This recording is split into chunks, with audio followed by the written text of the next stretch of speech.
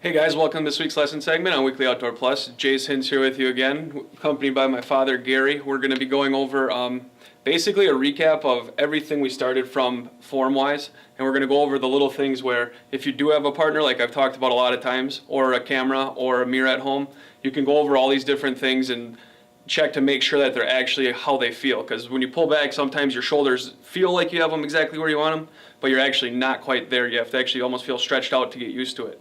So a lot of these little things we're going to go over today are the stuff that you already have heard about, or little friendly reminders that'll definitely help you in the long run hold steadier, aim better, execute a better shot, and in the long run have a lot more fun and hopefully kill bigger deer. You know, that's always our goal here. So we're at Bucks and Bulls right now, and again, if you have any questions or anything, you can come here, talk to my dad Gary or any of the guys that work here. They can always, extra set of eyes never hurts.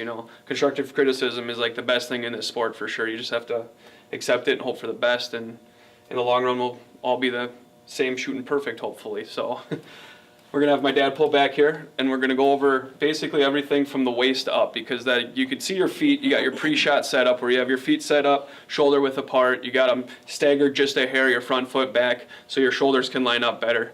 But once you have your pre-shot stuff that you obviously can look at and know yourself, when you're at full draw, normally everyone's worried about aiming, what their sight's doing, fighting it left and right, which none of that stuff is stuff that you need to worry about at the beginning here to get your form down, to get execute your perfect shot. So I'll have them pull back here.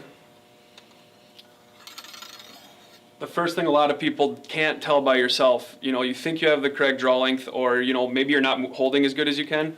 If you can look and see that his eye is directly above his belly button here, that's what you're looking for. You don't want to be leaning back too far because you got too long of a draw length, because you're going to shoot faster or whatever your issue is there.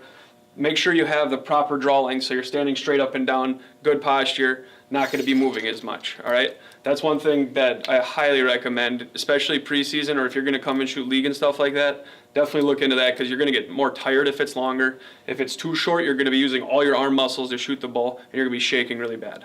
So the next one, when he pulls back here, again, he's got his nice consistent anchor point. If you watch someone shoot several times, you can actually watch and see his will always be right on the tip of his nose, because he does it every day, day in and day out. You need to make sure it's always in the exact same spot. That's something that you can kind of feel on your face, but again, if you start floating when you're aiming, you don't want to be doing that either. So someone watching can definitely pick that up for you. Next thing is going to be his back arm. You can see how it's nice and parallel to the ground right now. You don't want it to be really high, really low, because when he's doing his back tension, he's not going to get the proper turnaround. When he brings it down like that, he's using all bicep to hold his bull back. Again, you don't want that. So you can let down for a sec. Another one when he's at full draw like that basically is his front arm. That is something obviously you can see, but another person can easily tell you how your front shoulder is. That's a hard one. You can pull back, watch your arm, and your shoulder's really high. Obviously, you're using all your muscles to hold it up there. What you want to get in the basically in the comfort zone of doing is when you pull back, drop it right down into it. You can see how low it is right now. It's flat. He drops it down. It's nice, flat to his shoulder, flat to his neck, and that's how you want your shoulder to basically be down in the socket, so you can have a consistent spot at all times, not using your muscles, not shaking. That's our goal. We talked about grip and everything like that, but again, that's something that's your pre-shot when you're doing your feet and everything. When you're about to pull back, double check your grip. We already got your shoulder that someone else can watch for you. You got your back arm being parallel to the ground. You're not in or out. In or out is what we're going to show you right now. That's something that's very major. And in and out is basically, I'm saying in or out, backwards, too high or low. You want it to be consistently perfectly straight. So when you're pulling nice and even, forward and backwards, and you're pulling your shoulders together so it'll shoot easier for you. More consistent you do that, again, you're going to get a more consistent shot, especially if you're not punching your trigger, which again, we've gone over a lot. And once you get away from that, like he's using a back tension release right now, if he is not consistent back here, he's never going to get that to shoot consistently. You're going to have time shot difference of 10 to 20 seconds, and that's when you start making your bad shots and forcing bad shots. So again, we'll have him pull back real quick. And now when you look at it, you can see that his arm's a hair in, but that's just how he's shot for so long, and he's not consistently used to it. We've tried a lot pushing it back, but it doesn't work for everybody, like all of this stuff. But this is one thing that I would focus on if you have extra eyes. Try to make sure that his arm's straight in line with his string, and that you have everything down a path, basically. Another thing, make sure it's consistent. Don't just watch one shot. A guy can fake it one time. You got to be consistent at doing it all the time. You can let down.